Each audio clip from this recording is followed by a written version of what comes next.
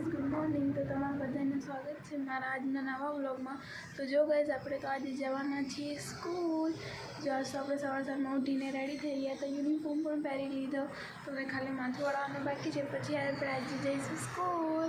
Guys હવે આપણે school જઈએ છીએ। હવે હું તમને આવીને 12:30 મળું। જો ગાઈઝ અમે સ્કૂલથી આવી ગયા છે। સ્કૂલથી આવીને જમીને ઊભા થયા હતા અને જો અમે બધા બાલિકા બધું જોઈએ છીએ આરામ કરતા અને મારા ભાઈને તો આજે બોલો ગાઈઝ બાટલા પણ ચડાવ્યા હતા। એક જ બાટલો ખાલી ચડાવ્યો હતો એને, તો અત્યારે તો એને 2-3 દિવસ કરતાં આરામ છે। 8:30 વાગી ગયા છે અને આપણે તો જમીને ઊભા થઈ ગયા છે।